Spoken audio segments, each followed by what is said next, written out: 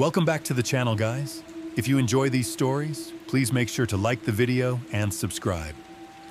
Let's get sleepy. My brother didn't leave his room for 3 days. My parents wouldn't let me check on him. On the third night, Jacob didn't come out of his room. I got the courage to bring it up to Mom. "People don't sleep for this long," I said. She was cooking a casserole, the 6th one this week. We were running out of fridge space for the leftovers, but she kept making more. I would watch her from the corner of the kitchen, her posture curved and her newly grayed hair hanging over the food. I walked over and tugged at her sleeve, but she didn't respond. She was slathering butter on the top crust. "Mom," I said, "did you hear me?" "He needs his strength," she said. "We can't be bothering him." Before I could say anything, Dad walked in. His eyes were red and swollen, but he was smiling. He had 3 cans of Coke in his hands. "I'm starving," he said. "I still have the taste of that horrible cafeteria food in my mouth." "You would think hospitals had good food for how much money they make," Mom said. "I know, right?" Dad said. He placed the Cokes on the counter. Mom didn't want us to go near Jacob's room, but I was getting worried. I peered out from the kitchen. His room hung at the end of the hallway, like an abandoned lighthouse, the only sign of life being the New York Yankees poster taped to his door. Near the ground, there was a small sliver of space to see if he had turned on his lights. It was still dark, as it had been for the last 3 days. I turned back to Mom. "Shouldn't we check on him?" I asked. "I don't know why places like Wendy's or Burger King don't put up little shops in hospital," Dad went on. "I mean, you have hundreds of people who are stuck there for days on end.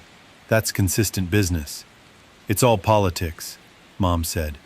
"They sign these big contracts that are impossible to break." Right. That makes sense." "Right." Dad was standing next to Mom now, his face inches from the casserole. He took a long sniff. "Ah," he said. "Smells great. Do you want some of the leftovers while this finishes in the oven?" she asked. "I think we still have some from yesterday. Wasn't the spinach and ricotta one good?" "Very good. Very, very good," he said. "I couldn't stop eating it. Jacob's going to devour these when he gets the appetite," Mom said. I turned back and took a step into the hallway. The distance between me and his room felt long and narrow, like a high wire. When I got away from the casserole smell, I hit a different smell. It reminded me of old gym socks. Even with Mom's array of candles and incense, I still smelled it. It cut through everything. The last time I saw Jacob was on the drive home from his treatment. His face was a pale green, and his eyes kept rolling back. Mom said I had to keep talking to him, to keep his focus. I told him about my friends from school and how they keep pranking the teacher by putting tacks on her chair. It didn't matter, though. Jacob didn't even respond. All he did was cough. Pink drool was spilling onto his t-shirt. "Danny," Mom said, "why don't you heat up some of those leftovers? We're all craving that spinach and ricotta casserole." "I can't stop thinking about it," Dad said. "I was dreaming about it last night." I ignored them. I kept my focus on my brother's door. I didn't dream about the casserole like Dad. I kept having a different dream. My brother was running into my room and flicking my ear. It was a game we used to play. We would tiptoe up to the other's door, then wait for our moment. Then, the attacker ran in and got 1 or 2 good flicks before retreating. In my dream, though, Jacob would run in and flick me, but I wouldn't move. I just stood there. He would flick and laugh, then flick some more. Sometimes he would flick so hard my ear flew off. "Earth to Danny," Dad said, snapping his fingers in my face. He was standing in front of me, blocking my view of Jacob's door. "Do you mind heating up 4 portions of the casserole in case Jacob wants some? We're going to eat that before this next casserole because we want to make sure Jacob's able to try it, because in my opinion, it was definitely one of your mom's best." I looked up at him and held my eye contact. I couldn't say what I was thinking, so I wanted Dad to feel it. Maybe if I stared long enough, my feelings would translate. But Dad looked at me for only a moment, then away. In that brief connection, though, I saw something I didn't want to see. It was like staring down the tunnel of the world's deepest well. "Come on now," he said. He grabbed my shoulders and turned me around. His voice got heavier. "You're going to want to heat up each piece individually, because if you do them all at once, then you won't get even heat through the pieces. And you'll probably have a couple that are too hot, and others that are too cold, and then Jacob won't get the full picture of how good these casseroles are." Dad let go of my shoulders and walked ahead of me, but I stayed in the hallway a moment longer. I turned to look at my brother's door one last time. I fantasized about walking up to it and going inside, but I was afraid Mom would yell at me. Besides, I never liked going in there. He had a puke bucket next to his bed, which always had pink splatters in it, and there were always clumps of hair on his pillows. Back before the last hospital visit, Mom would make me go in there and talk to him, but I always made up some excuse like I had a cold and didn't want to get him sick. When I couldn't get out of it, I would stay in there for a few minutes and watch him try to breathe. I would tell him about some TV episode I saw, then run back to my room. I looked up. I thought I was walking back to the kitchen, but I was moving toward the door. I didn't want to, but I kept moving, like my limbs were controlled by a puppeteer. I put my hand on the doorknob. I turned. The gym sock smell filled my head like helium. Through the darkness, I could make out a sliver of my brother's face. The soft evening light fell on him. His eyes were open, staring at the ceiling. His arms were straight as rulers, and his fingers curled like a blooming rose. I walked to the side of his bed. Red spit fell off his lips. He looked like a frowning clown. I flicked his ear. It was hard. I walked out and closed the door behind me. As I walked back, I seemed to forget what the inside of his room looked like. With the door closed, it could be anything. Jacob could be doing jumping jacks, or reading comic books, or plotting his next ear flick attack. When I walked into the kitchen, I heated up 4 plates of spinach and ricotta casserole. When they were done, I wrapped Jacob's plate in aluminum foil and put it in the oven to keep warm. Then, Mom, Dad, and I sat in the dining room and ate in silence.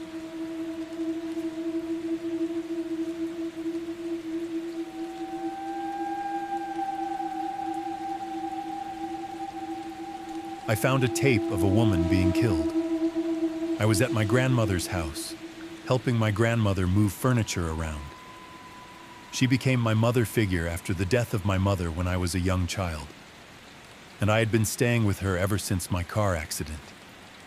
My grandmother helped nurse me back into health, so I made an effort to alleviate her of any and all physical tasks. I felt it was the least I could do. It was in the attic when I accidentally knocked over a box. The box was filled with VHS tapes, with the farthest dating back to 1990. All that was written on them was the year. There was a TV in the attic as well because we used the attic as more like a functioning room than a storage space. So I decided to play the oldest tape. I expected to see happy memories, home videos, scenery, anything other than this. The video starts with whoever is holding the camera, filming a woman sitting alone at a small table at a coffee shop. She's reading. The camera was zoomed in on her hair glowing in the light. Fixed, the tape then skips to a new setting in what looks like downtown Chicago somewhere. I can see the back of the same woman from before, walking down the street, oblivious to the person trailing and filming behind her. The sky is now a dark gray. I can see lights from passing cars glinting off her shiny boots. The camera is clambering and rubbing up against the jacket of the cameraman. He or she's not far from her, but is far enough away to show that he or she's not with her, clearly stalking her. The scene lasted maybe 5 minutes of the monotonous walking until it shifted to the woman now bound and stowed in the trunk of a car. She was taped up, unable to speak. All I could hear was the sound of heavy rainfall accompanied by her screaming and crying. Her muffled panic broke my heart in two. My spine became frozen. I couldn't open my eyes any wider. Any moment the film could shift to something so much more grotesque, so morbid, so life-changing, and I could do nothing but watch in horror. I saw a black-gloved, covered hand sprout from behind the camera, slam the trunk door closed, trapping her inside. It's now clearly night. The next scene skips to the woman, now beaten and bloody while tied to a chair. The location looks to be a warehouse somewhere. The only light coming from a single fluorescent bulb above the woman, illuminating pools of crimson-red blood at her feet. The camera is steadily held, so much that it seems to be propped up by a stand. I can hear the poor woman moaning in pain underneath the tape covering her mouth. I can also hear something shifting around on the concrete, like someone adjusting their stance. It seemed manic. I could hear clambering of metal, like tools being packed, or unpacked from a bag. My stomach now fully turned. The stalker then walks into frame, showing only his back. His head was completely covered in a balaclava. He carried a blade in his right hand. My heart completely halted. The stalker held her drooping head up, tilted her face upward, and began to slice her throat from her left ear all the way to the right. She squirmed and gargled in her desperate and useless attempt to survive. I had never seen so much blood in my life. The killer then takes off his mask and stares into the camera, flashing a toothy grin. The film then abruptly stops. I was held in place by my now shot nerves. My blood slowed into stillness, completely discoloring my body into an almost corpse-like white.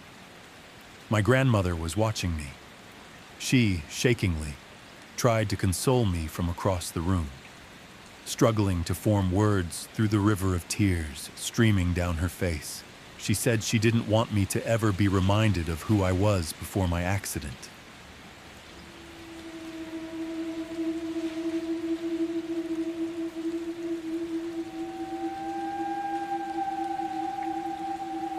I was at the Bayside Marketplace on New Year's Day.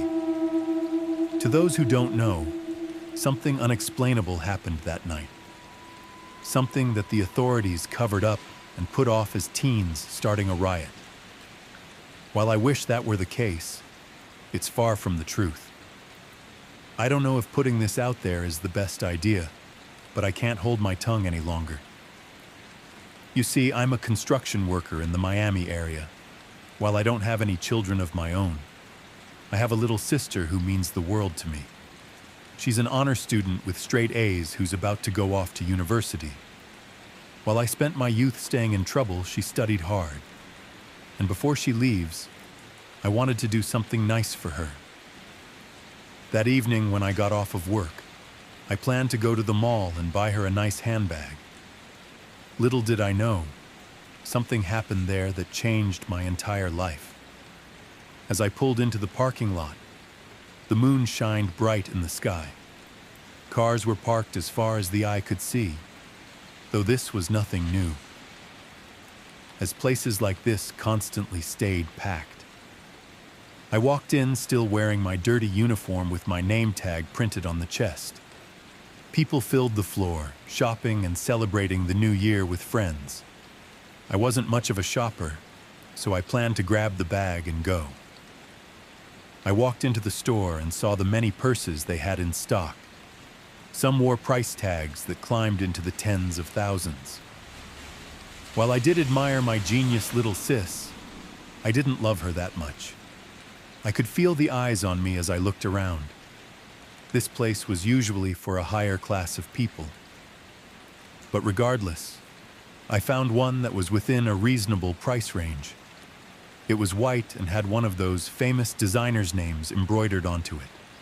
It seemed perfect for a nice-looking young girl like her. I grabbed it and walked over to the register to pay. The preppy woman had a look in her eye like she was afraid to touch me. But it didn't matter. I was proud of my sister, and she deserved to be rewarded. After she bagged the purse up, I was ready to leave. But that's when it happened. I saw people running in droves, their faces filled with terror and shock, not looking back no matter what. I walked into the confusion to see what was going on. That's when I saw them, strange, shadow-like creatures walking through the mall. There were about 5 of them, and they all had to be at least 12 feet tall, all slinking around like creatures from a sci-fi film. With a fight-or-flight response, I turned to join the crowd in running, dropping my sister's purse like it was yesterday's trash. But as I began running, one of those creatures towered above me. I stood frozen in terror. The entity looked down on me with purple orb-like eyes. Before I knew it, I began to float up into the air. The strange being lifted me high enough to match eyes with it. The smog-like substance it seemed to be made of began flooding my mouth and nose. I thought I was a goner, but oddly enough, I could still breathe. In my head, however, my mind began playing my thoughts like a movie. From my childhood all the way to my adult years, all the good, the bad, I relived it all in a single moment. At first, I thought it was my life flashing before my eyes, but I soon realized that this being was watching with me, learning everything it could, even going through my darkest and most vulnerable thoughts. After what seemed like forever, I was placed safely back on the ground. I then stood in shock as the smoky creature slinked away and disappeared, joining the other creatures that had invaded the sprawling shopping center. Once it was over, I sprinted out of the mall, honestly feeling violated and terrified by this whole experience. Outside cop cars lined the streets in an unbelievable turnout. There was no doubt in my mind they had to be preparing for war, in an attempt to protect and drive these horrible invaders away. But sadly, I would be sorely mistaken. As time passed, I began to hear them talking about a riot being started, that a bunch of teenagers were throwing fireworks and fighting. I was naturally confused. There were never any rowdy kids. There weren't any fireworks either, just ungodly beings not from this world. Why were they trying to hide it? I would attempt to talk to several officers, but they didn't want to hear it. They all blew me off and looked at me like I was insane. After a few days passed, things only got worse. The media had completely blamed this on teenagers, with everyone making jokes about what really happened. I even heard of people's phones being confiscated before videos could be posted. Meanwhile, I had to start going to therapy, as the nightmares I had became unbearable. In my dreams, I would be wandering aimlessly through a barren and cold world. It was filled with the same gigantic smoke-like beings. I watched them creep around, feeling like I was trapped. Every morning I would wake up in a cold sweat, terrified but thankful that I was at home. I told my therapist about this, but he tried searching for a more logical explanation, saying that maybe I fell and hit my head during all the confusion. But that's not what happened. I will never forget what I saw that day. The media and everyone can believe what they want, but I know what I saw. I've never believed in stuff like this, but it was real. And I fear every day that I might run into one of those things again. Not just that, but I shudder every time I recall that entity invading my mind. If anyone out there isn't afraid, share your story. They can't hide the truth forever.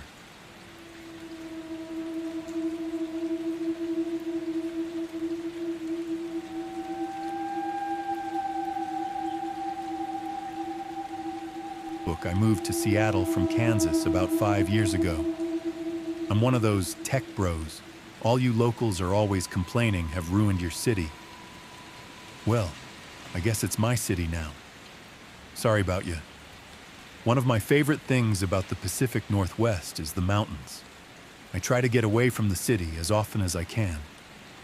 So when I found this cabin on the Skycomish River, I decided I would treat myself to a midweek getaway in the early fall. I arrived this morning. The cabin was very cozy, tucked away among the trees next to the riverbanks. There was a hot tub on the back deck and Wi-Fi for us tech bros who only like the facade of roughing it. I put my bags on the bed and decided I'd explore inside before I explored out. There was an extensive DVD collection, but mostly romantic comedies and family movies.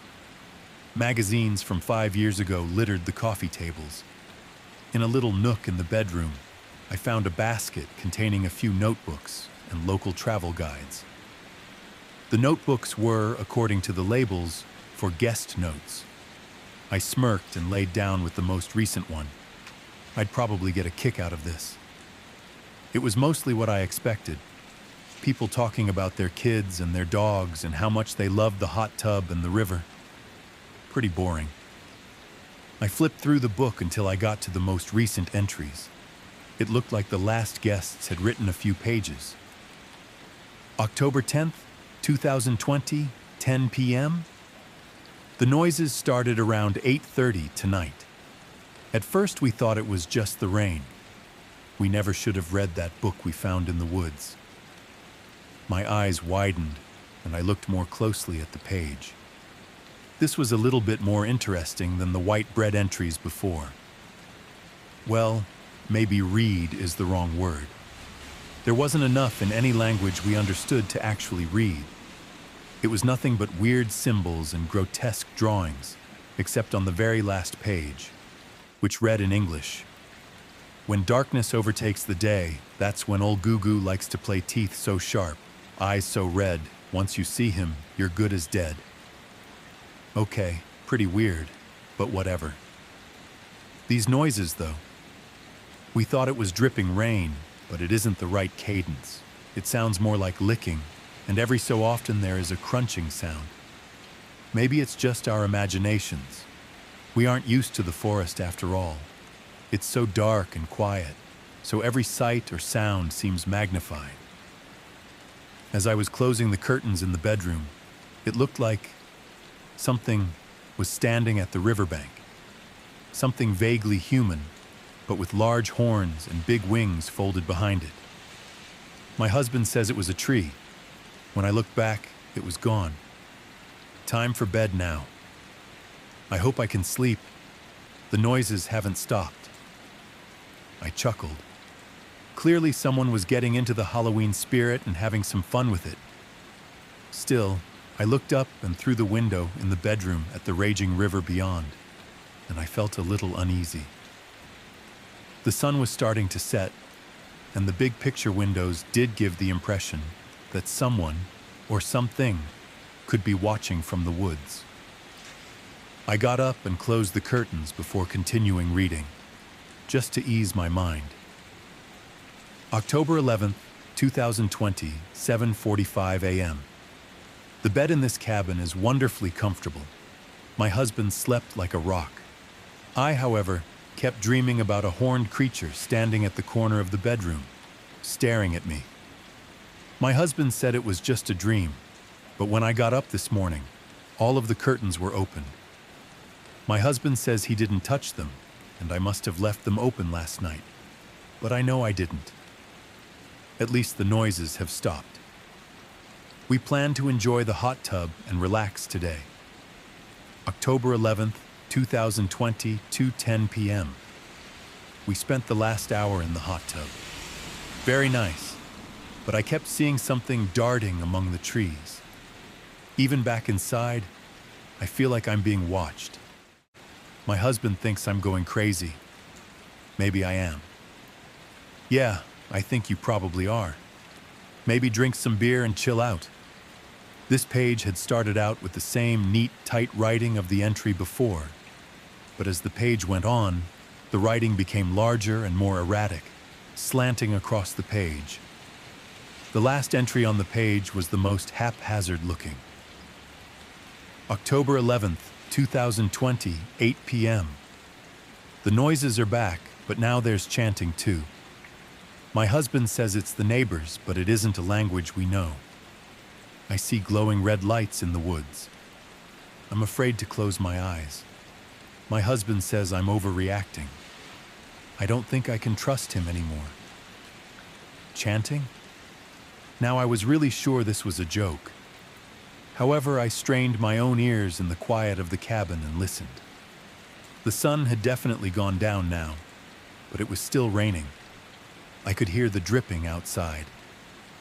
Maybe if you were losing your mind, it did sound a little bit like licking. I admit that I gasped when I turned the page, even if it was all a joke. The next pages were barely legible, scribbles and symbols and nonsense. I will try to write it the best way I can for you.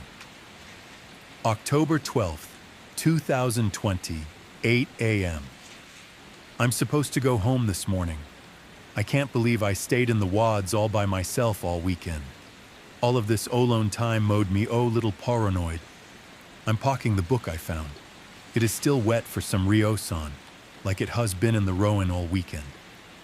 On second thought, I don't think I will leave.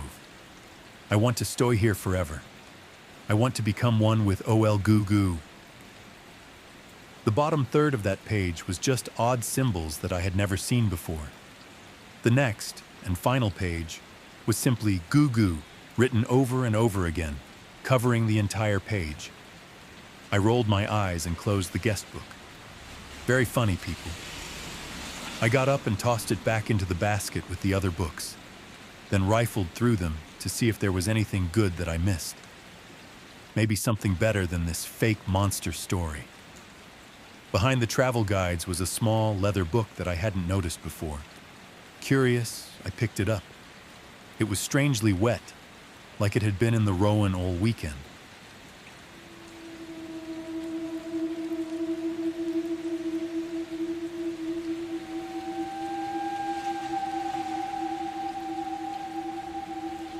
Once a year, my parents had me take a blood bath.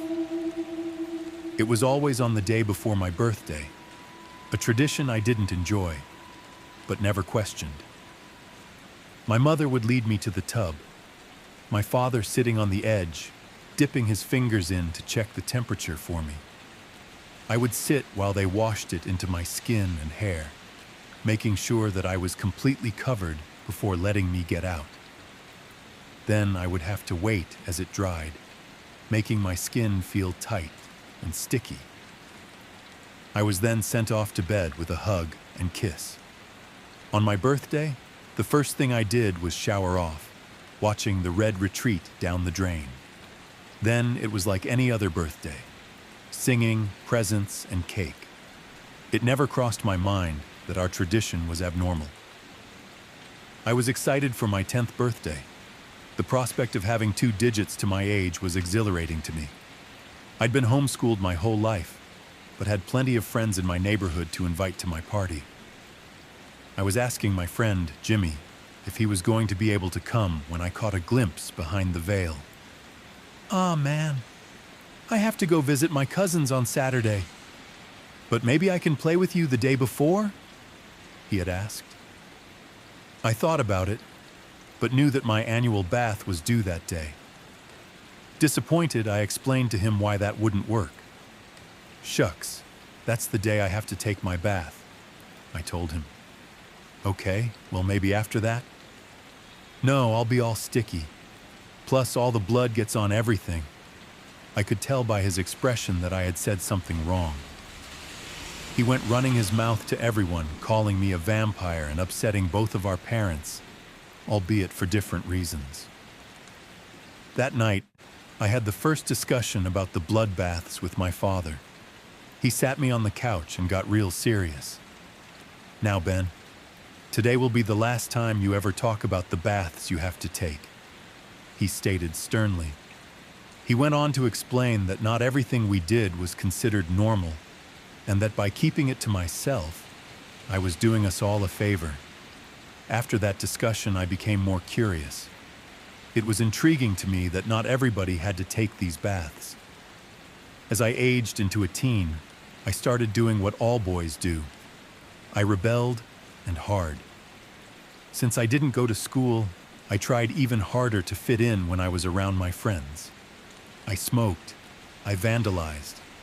I stole alcohol from my parents. Some of it could be attributed to peer pressure, but a lot of it was my own choices. I wanted a reputation, wanted to be revered as some sort of anarchist. So I kept pushing boundaries, creating a large wedge between my parents and myself. The eve of my 16th birthday, I decided that I would refuse my bloodbath. I was lying on my bed, listening to music and reading, when my mother came in to tell me they had gotten it ready for me. I knew it was coming, had my response ready. "I'm not taking it," I said, refusing to look up from my book. "Ben, please don't make this difficult. You know you need to," she said, wringing her hands fretfully. I continued to ignore her as she pleaded. After a while, my father came down to see what the delay was.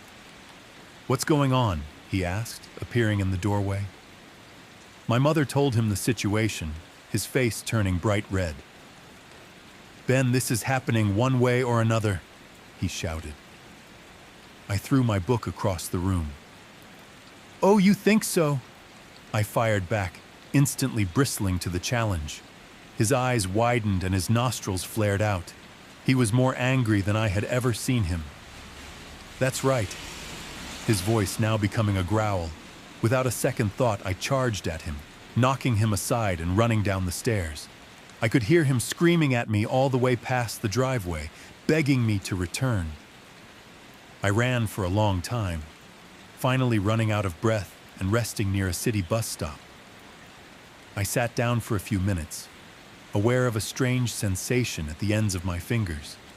They felt tingly for a bit, then they started to feel hot. Terrified, I watched as they began to blister, running up past my knuckles and cracking open the skin on their way upward. Howling in agony and shocked by what I was seeing, I fell to the ground and writhed. There wasn't a soul around. My cries for help went unanswered as the skin kept on bubbling and cracking, making it all the way up to my elbows. Headlights appeared in front of my eyes. Though I was nearly blind with pain, I recognized my father's car. He leapt out, grabbing me under my armpits and pulling me into the vehicle. I kept screaming during the drive, showing him my disintegrating arms. We drove at a breakneck pace, my father cursing the whole time. His face white, he told me to hold on a little longer, that I would be okay soon. I expected him to take me to a hospital. When we pulled into our driveway, my entire arms and shoulders looked like raw hamburger meat, the skin blistering around my neck and down my sides. It was the most intense agony I had ever been in. My body went into shock. I vaguely recall being carried out of the vehicle, my mother running out to help. We went up the stairs, both of them grunting under my weight. Then blackness took over. Voices around me, swirling distortedly, started to come back into focus. Gradually, the sensation of pain seemed to lighten. My arms were no longer on fire. "He was this close, this fucking close," my father was saying, sounding like he was going to break into sobs. My mother hushed him, telling him he had done a great job, that he had saved me again. I could now feel that I was in a familiar substance, warm, inviting, soothing to my blistered skin. The bloodbath. When they noticed I was awake, they both broke down, telling me how worried they had been, how they could never live without me, that I was their entire world. Their hysterics got me going as well, realizing how awful I had been to them over the last year. They both held onto my hands as I let the blood saturate and heal my mangled skin.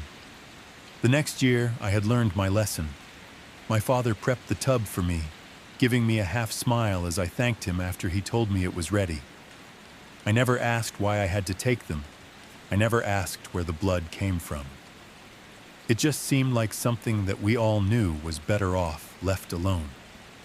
Which brings me to this year.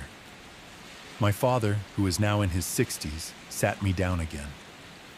Ben, it's time you understand some things. He went on to explain that, late in my mother's pregnancy with me, she started having complications. She was on bed rest for a while, barely able to move. She delivered me 2 weeks before her due date, slightly underweight, but very sickly. He explained that he could do little for me but watch as doctors and nurses did their best to keep me alive throughout the next months. I felt helpless. I begged to trade places with you and take the suffering you were going through from you, he told me, reaching forward and taking my hands. There was this man.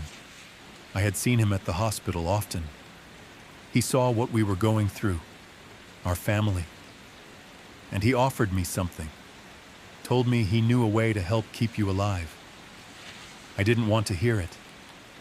I told him to leave me alone, but he persisted, claimed he was an angel of sorts. As you got sicker and sicker, closer to death's door, he kept telling me he could help. I shook my head. This was a lot to take in, all new information to me. My father continued, tears spilling from his eyes as he went on. Ben, I was desperate. I loved you so much. I couldn't lose you. I gave in, asked him to help. I begged, told him whatever he had to do it. He smiled at me, told me he would save you. And just like that, you started to get better. I was shocked, the doctors even more so. We went home. You were healthy. It was a miracle. He wiped his eyes, leaned backward, trying to gather his thoughts, then looked at me. It was just before your first birthday when I saw the man again. It seemed like he had come out of thin air. He said the only way for you to stay alive was to give you your baths each year. I didn't believe him at first, but then we saw what was happening to you, to your skin. It was just like what happened when you were turning 16, only then it was much slower. He spoke shakily. So I did what I had to do. I spilled the blood. I filled the tub, and I have done it each year since. I'm sorry, son. I wish things had gone differently. He finished.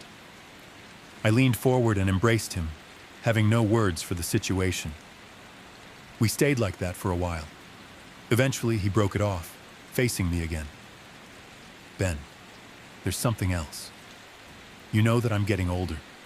The time will come, maybe sooner than we think, that I won't be around anymore. He bit his lip, holding in his emotion. Ben, when that happens, you'll have to start filling the tub up yourself.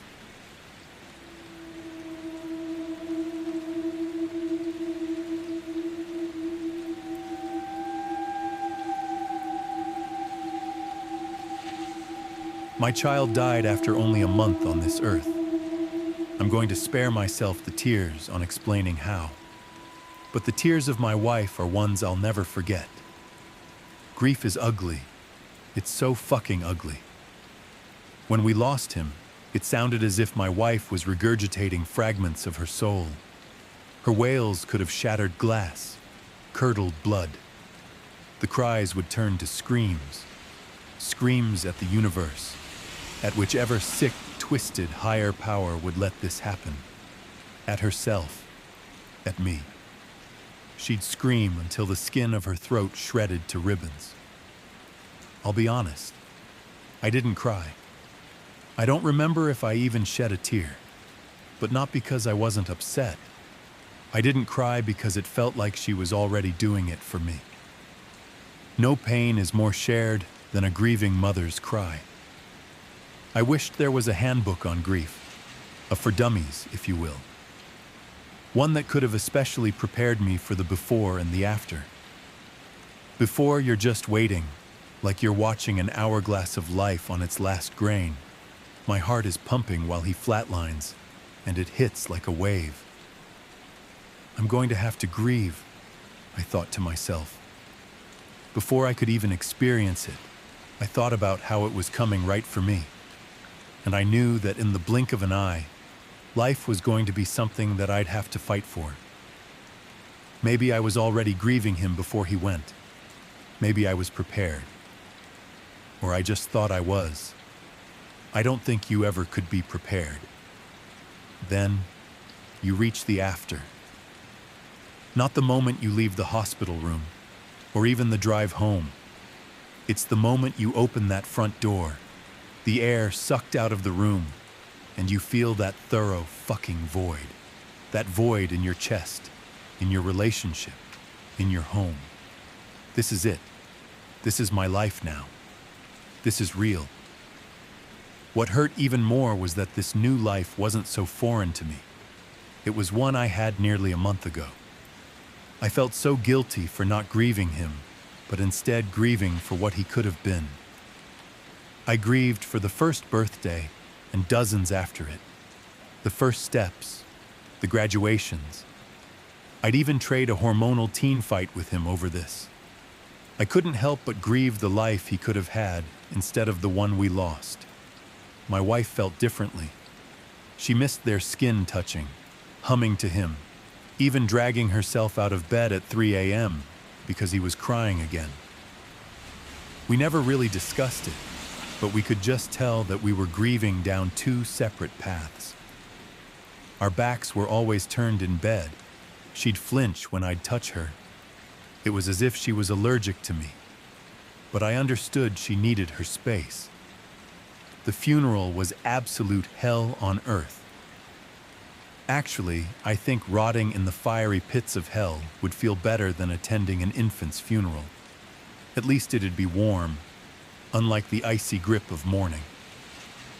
I remember walking up to the casket alone, staring down at him, and all I could think was, caskets shouldn't be that small.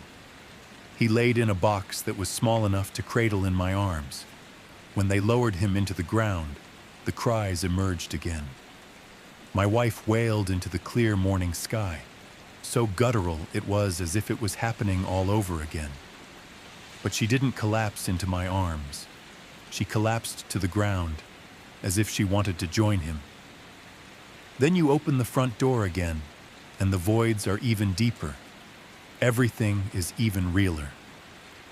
We packed up our child's nursery and his future into boxes, then fought about whether or not to throw it all out.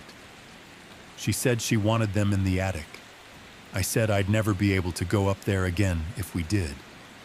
So we just left it all in that room, collecting dust.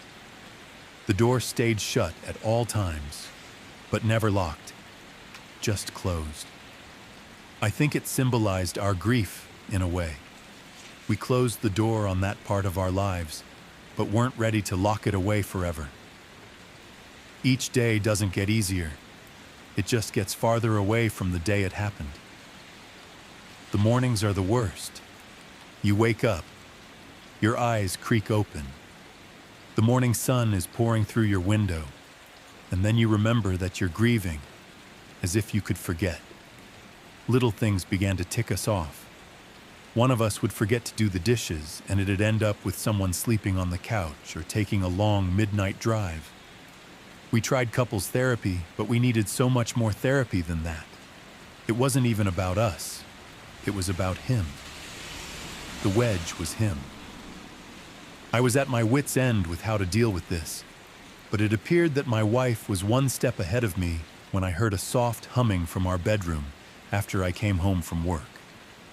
My brows furrowed as I made my way upstairs. The last time I heard her hum this tune was at the hospital, right before the heart rate monitor hummed back. When I pushed the cracked open door, I felt like I was dreaming. She was laying in our bed, cradling a baby in her arms, looking down at it like she could see every planet, every star, every galaxy. I remember pinching my thigh as I stared at her, the slight pain stinging. She was so engrossed by it. I could have stood there till the end of time and she wouldn't have noticed. Honey? She finally looked up. Oh, hi. She stretched a smile that had become so foreign. What? What are you holding? Oh, this? It's a reborn doll. I raised a brow at her. They're realistic dolls for mothers to help me cope. She nodded rapidly, her smile weakening. It was as if I had disrupted the fantasy just by asking. Oh. I couldn't help but stare at it, and stare at her because of the way she'd stare at it, as if she was holding her own flesh and blood and not plastic. Has it helped? I've only had it for a few hours now, but it's comforting. It rubbed me the wrong way at first, but if nothing else was working, I was glad if this would. Do you want to hold him? Suddenly, I felt myself at a crossroads. I didn't know if I could hold a doll and give her the reaction she wanted. I can't look at it like it's my son.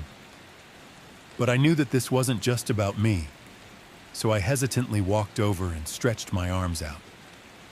A slight chill ran down my spine as its cold skin was placed onto my palms. I pulled it close and cradled it, staring down at it. And suddenly I crumbled into tears. It felt too fucking real. I dropped to my knees as it laid in my shaking arms, my scrunched face already wet. I knew it wasn't actually my son, but I realized how much I missed this, not just the moments we lost. My wife patiently waited as I wailed with my head hung. I let out cries I never knew I could, my voice cracking with each ugly sob. After that day, I noticed things getting better. It didn't fill the voids, but something else stood inside of them for a while, just to keep them dormant. Whenever she had one of those days where standing on her own 2 feet didn't feel worth it, she'd hold it, hum to it. Sometimes she'd pretend to breastfeed it. I will admit it still creeped me out to some extent. It was comforting in a way, but I knew it wasn't him. And I think this is when the wedge grew deeper. One day I came home, and as I walked upstairs, my entire body locked as I saw light leaking out of a door. That door. I knew it was unlocked, but I never expected either of us to ever open it, at least not so soon. I swallowed roughly as I approached it. Slowly opening the door revealed empty boxes and a full nursery. She had set up everything again. I observed the room as I stepped in, a feeling of concern weighing on me. Then, I noticed something in the crib. I wrapped my fingers around the railing and leaned in, my brows furrowing as I saw the doll laying. I didn't hear you come in. My body jolted as I whipped around. Jesus, sorry, you... What is this? What? What is this? Our nursery? Well, yeah, but why is everything unboxed? Our baby needs a nursery. We stared at each other with accusations of insanity. Look, I've researched these dolls, and I understand how this helps you. I'll admit it's helped me a bit too. But this? You know this isn't our what? Suddenly I was tongue-tied. I'm just concerned. I unpacked all of this myself. I'll put it all back when I want to. Okay? She said slowly and sternly, daggers shooting from her eyes. I could feel a million words crawling up my throat, but the only thing that came out was, okay. I think I need some alone time with him. I nodded, looking away as I slipped past her. I was trying to be patient with her. I really was. But I just couldn't meet her at the lengths she was going. Pretending this is our kid may help her, but it only made me feel worse. That night, not a word was exchanged under those sheets. I was turned towards the window, and she was turned towards the baby monitor that she put new batteries in. After making faces out of the moon, I eventually fell asleep. Suddenly, in the middle of the night, I felt myself drift away from my dream and wake up. My eyes slowly creaked open, the dim moonlight coming through the window. The room was silent, except for the cries that came through the baby monitor. I sat up and rubbed my eyes, staring at the monitor as staticky cries emitted from the speaker. Liv, wake up. I shook my wife till she groaned out of her slumber. She lifted her sleeping mask and looked at the monitor. My eyes darted towards her, then back at the monitor. She sighed, tossed her mask onto the dresser, and stood up. I'll handle him. Get some sleep. I stared at her wide-eyed, my throat knotted, as she tiredly walked out of the room. As she stepped into the nursery, I began to hear her over the speaker. Shh. It's okay. I blinked like a deer in headlights as I listened to her hum, the crying slowing to a stop. My eyes shifted towards the door as she walked back in, grabbed her sleeping mask, and laid back down. She didn't say a word as I just continued to stare.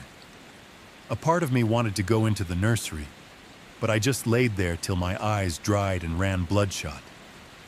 Before I knew it, the sun was up and I had to go to work.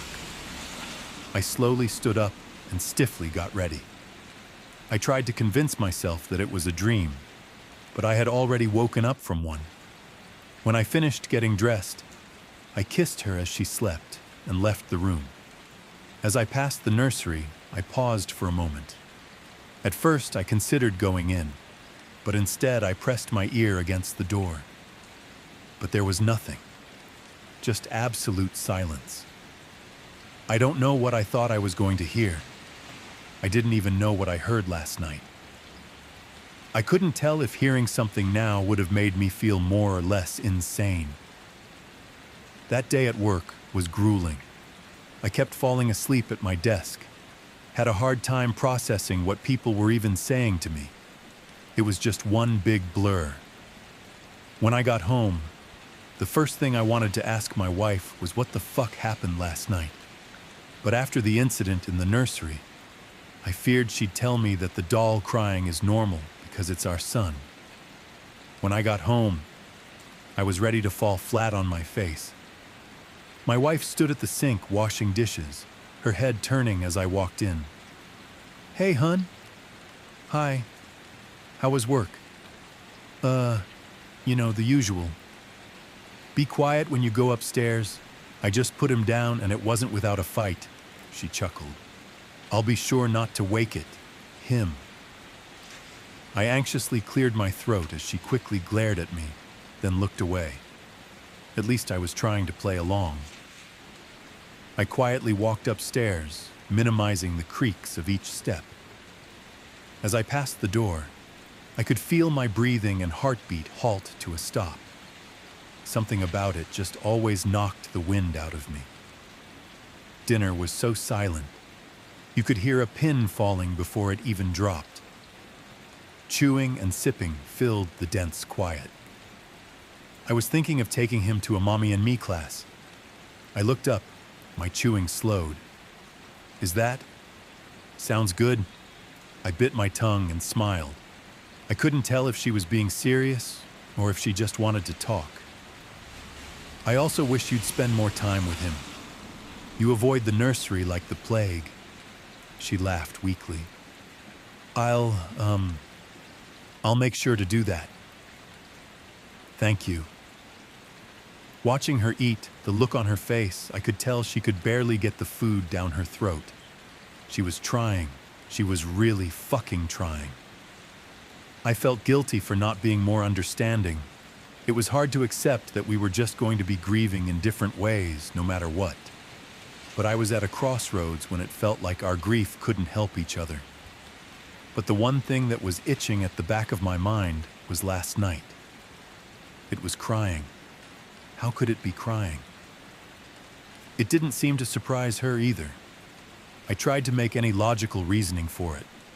Maybe she set an alarm with a baby crying sound? Or if there's a speaker inside of it, something to make it feel realer? It was possible, except for one other thing. It sounded so much like him. If you're not a parent, a baby crying is just a baby crying. But I could pick out those cries from a crowd. Maybe it's just grief playing mind games, I couldn't tell. Later that night, after brushing my teeth, I was walking to our bedroom when I noticed my wife in the nursery.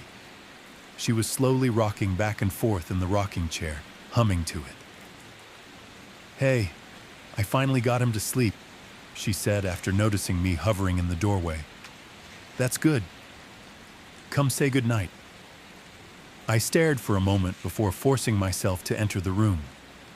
She stood up and walked over to the crib, then gently placed it down. She leaned down, kissed his forehead, then turned to me. I glanced at her, then at it.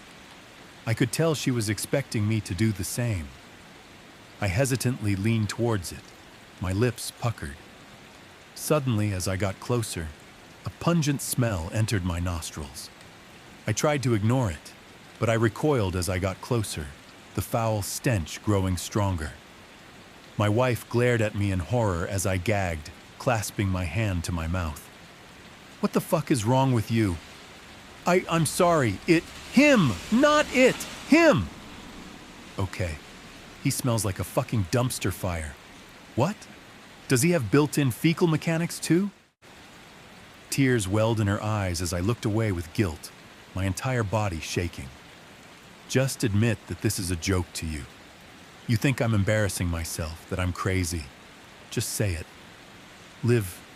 No. Actually, don't. Just sleep somewhere else tonight. The couch, the fucking sidewalk, I don't care." "Okay." I flew out of the room before I could burst into tears of fury. I felt like such a fucking monster. Prioritizing both of our healing was just tearing me apart. It was tearing us apart. I curled up on the couch and screamed into the pillow. Suddenly, my eyes shot open as something sharp impaled the bottom of my foot. "Fuck! Shit!" I hissed to myself as I lifted my foot. Now I was hopping around till I found a light switch, while also avoiding glass that I could not see. Eventually, I found one and illuminated the kitchen. I looked down at my foot. A small train of blood drops behind me. I lifted it up, blood leaking down my skin. It was a small shard of porcelain, so I pursed my lips, took a deep breath, bit my cheek, and yanked it out. I swallowed a scream as I placed the crimson-coated shard on the kitchen counter. Then, I noticed some white powder on the bottom of my foot as well. I limped around the kitchen, soon finding a shattered cookie jar and an open flour bag spilled across the floor. God fucking damn it. I quickly tied an unused dish rag around my foot and began picking up the shards. The stress of the cut and the mess overshadowed the thought of how it even fell in the first place. But this thought came front and center when I noticed small, flour-coated footprints leading out of the kitchen. I slowly placed the last shard in the trash as my eyes stared under furrowed brows. I limped over and kneeled down, observing them closely. They looked like... no, impossible. I told myself it was impossible. But who else could have feet that small? It wasn't my wife, and it wasn't an animal. An uneasiness clouded over me as I quickly vacuumed it up. The trail was longer than I realized as I exited the kitchen and made my way through the living room. Eventually, I reached the stairs, noticing the footprints went up them too. My eyes slowly glided up, then stared deeply into the dark hallway. I was able to at least try and logically explain the crying the other night, but I couldn't make anything of this. I took a deep breath and slowly made my way upstairs. With each footprint that vanished into the vacuum, added one more beat to my pounding heart. When I reached the top step, I realized the trail led even farther. I continued to follow it, taking the curve it took that ended at a door. That door. I slowly stood up, my heavy, shaking breaths hitting the wood. But I couldn't bring myself to go in. I just wanted to cry, feeling like I was being haunted by my own grief. I could have been standing there for a minute or an hour. Either way, it felt like forever before I finally stepped away and entered the bathroom. I held back tears as I made sure there wasn't any glass left in my foot, then properly bandaged it. With everything that had happened and was happening, all I could think was, why us? Why me? I just wanted to be a husband, a father, a family. Why does life's unfairness have to be so cruel? It's more than just not getting what you want. It's losing what you love. It's your son dying after only a month of being. It's not unfair, it's just cruel. So fucking cruel. After securing the bandage, I limped out of the bathroom, my body weighing with exhaustion. Then, I halted in front of the nursery door, my eyes scrunching shut as the sound of crying suddenly came from behind it. Never in my life have I prayed. Not even for my son, it felt like shouting into a void. But at that moment, I prayed. I prayed for it to end. I needed it to end. But nobody was listening. Life wasn't that fair. I should have known that. I opened my eyes, tears welling in them, and kept walking past it. The cries grew fainter as there was a ceiling between us, but I could still hear them. I could feel them crying for Daddy as I laid my heavy head on the couch pillow. I had hoped that my wife would wake up and deal with it, but she never did. The entire night I laid there, the tears drying against my cheeks as it relentlessly cried. My psyche was shattering piece by piece as it grew impossible to even keep a grasp on reality or try and figure out what the fuck was going on while its screams filled my ears and bounced around in my skull. At that point, I just wanted to die, or to at least just be numb, to have the ability to not give a single fuck about anything happening, even if just for 5 seconds, would have helped me sleep that night. By the time it was morning, the crying had stopped at some point, but I don't remember when. "Jack," my wife suddenly said, her hand resting on my shoulder. I jolted, my head whipping towards her. "Didn't mean to scare you." "It's fine. I just didn't sleep." I could see guilt hanging on her expression. "Is everything all right? I want to apologize for last night. You've been very patient with me, and I feel like I've been asking you for more than you can handle." We paused in silence for a moment, our eyes shifting around each other. "I appreciate it. I'm sorry too. I've been too judgmental. We don't have to be on the same page to care about each other." She sat down next to me and rested her head on my shoulder. I kissed the top of her head and enjoyed the quiet with her. I wanted to bring up what I saw last night, but figured now wasn't the right time. "And about the smell. You weren't wrong. I went to go see him this morning, and it hit me like a truck." She chuckled weakly. "Turns out, he was molding on the inside, which can happen, apparently. I reached out to the seller, and she said that it happens due to poor upkeep." Suddenly, she broke into tears, collapsing into my chest. I held her close as her tears soaked through my shirt. How did I manage to lose him twice? My heart shattered. "It's okay. It's okay. You can always get a new one." "No, I can't." I looked into her eyes with deep concern. "Olivia, can we speak honestly for a moment, with no hard feelings?" She slowly nodded. "It's a doll. You can get a new one." Even then, I pushed the wrong buttons as she ripped herself from my arms and stormed upstairs. "You don't get it. You never did." "You know what? No! That's not fucking fair. None of this is fucking fair. Before I could get another word in, she was already in our bedroom, the door slamming behind her. I buried my face in my hands as I drew deep, slow breaths. Everyone always said grief brings people together, but all this is doing is tearing everything apart. My marriage, myself, my understanding of what's real and what isn't. I spent another workday in a complete daze. I even got reprimanded by my boss for lack of work ethic. When I got home, I was met with a distraught wife. She was definitely still mad at me, so I considered whether or not to even ask if she was okay. "Hey, hun, are you all right?" I threw him out. "Oh, I'm so sorry." "Are you?" "Liv. Surprised you didn't say thank God." "Look, I'm sorry about this morning, but I'm trying, and I know you know that. But it's hard when you keep flying off the handle. Do you want to see somebody? A grief counselor?" He was my grief counselor. That's why I'm getting another one, just like you said. Right? Right. Whatever works for you. I smiled weakly. She sipped her coffee with a daze in her eye, like she could see something that wasn't there. Just by looking at her, you could tell she was dangling at the edge. But I couldn't pry and prod anymore, for her sake and mine. She let me sleep in our bed that night, but we didn't exchange any more words than good night. I could feel the back of her ankles against my legs. At some point, she even turned towards me in her sleep, but she didn't want to touch me.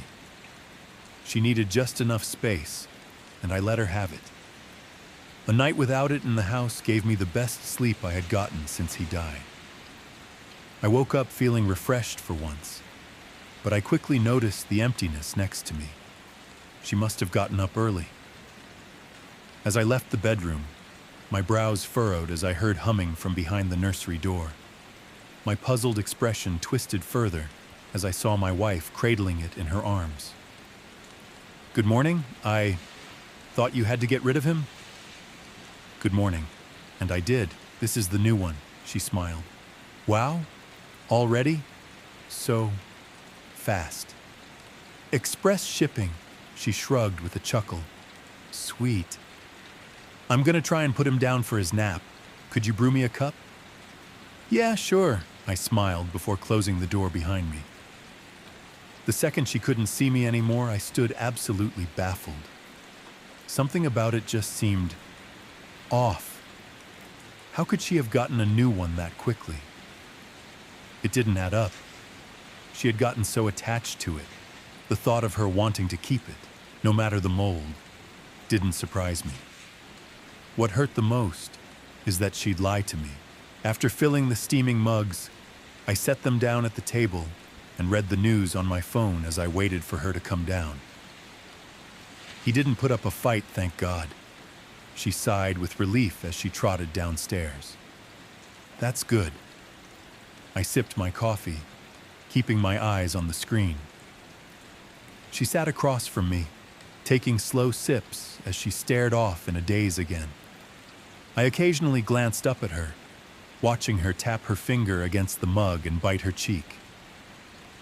"Are you all right?" She laughed at the question, circling her finger around the rim of the mug. "Weather's nice today," she responded. "It is. Maybe you should spend some time outside. You could take him out for a walk." "Yeah, that sounds nice." Her words trailed off like she was dreaming. I helped her take out the baby carriage that we never got to use and watched with unease as she laid the doll in it. "Hope you two have a nice time," I smiled. "We'll be back soon." We quickly kissed before she was out the door. And finally, I could breathe. It was only a mere few hours, but it was still time to breathe. It was also time to think. The past few nights, I had experienced things that were beyond what I thought grief would be like. I knew it'd be haunting, but not like this. I never really believed in the supernatural. I'd say I'm a skeptical person. But after the constant crying, the footprints, I couldn't make any logic out of it. I'd run in circles to death before it made any actual sense. And my wife seems to know more than she's letting on, but I was scared that one more question would push her out the door. I couldn't lose her too. But now our grief wasn't just going down two different paths. It was going in completely opposite directions. She needed the doll to heal, and I needed it gone to heal. But I didn't know how to get rid of it without hurting her in the process. I thought about tossing it and making her believe she misplaced it. But that just felt cruel. I didn't need to put her under any more distress. By the time she got back, I hadn't really moved off of square one. I still understood nothing. I figured out nothing. I was just aching even more. Are you feeling better? Yeah, it was nice to get some sun. This little guy enjoyed it too. Didn't you? She gushed. I couldn't help but feel so uncomfortable watching her treat it like it was our son, but it's her way of coping, and I had to respect that. To at least put myself at some ease, I told myself that I'm just under a lot of stress, and that my grieving mind is just playing tricks on me. I guessed being tormented by him was better than never seeing him again. That night, she laid close to me, our legs intertwined as she fell asleep against me, her arm across my chest. I missed her warmth so much. I thought his death had cooled her touch, but she was still so warm, so comforting. It was easy falling asleep that night with her against me, like a child and their favorite stuffed animal. But I was stupid to forget that life isn't unfair. It's cruel. In the middle of the night, I was awoken by the cries over the baby monitor again. Only this time, as my eyes opened, I realized I couldn't move anything else. My heart pounded as I drew in panicked breaths. My jaw merely trembled as I attempted to speak, pleas for help caught in my throat. A tear streamed down the side of my face as I waited for my wife to wake up, but she didn't. I was locked on that bed, unable to do nothing but listen to its cries. I wanted to scream, sob, punch a fucking wall, but I could do absolutely nothing. Suddenly, the speaker cut out, its cries halting with a static screech. My trembling breaths filled the silent room as my body stayed frozen on the bed. I couldn't even squeeze out a groan to try and wake her. Then, the sound of a door creaking open came from the hallway, and the cries began again. Not over the speaker, but from the hallway. Its cries sounded distorted. They were deeper, more drawn out, and they sent goosebumps from head to toe. I scrunched my eyes as I begged to be able to move, the crying nearing closer. Then, the bedroom door slowly opened, the deep cries filling up the room. I looked over at my wife, who was somehow still asleep. I wondered if this was even happening outside of my own head. I couldn't see it, but I could tell it was moving closer, and with each step, its cries grew deeper. It reached the point that it sounded like it was gargling on its own blood. When it stood by my ear, its sobs were deafening. Now I couldn't move, and I couldn't hear anything besides this suffocating, dizzying crying that made me feel like I was drowning in molten tar. "Dada," it gurgled. And just like that, I felt my entire body unlock, and a scream worth 1,000 screams exited my mouth like a dam breaking open. The sound waves rippled my throat as I scatteredly threw myself off the bed and into the corner of the room.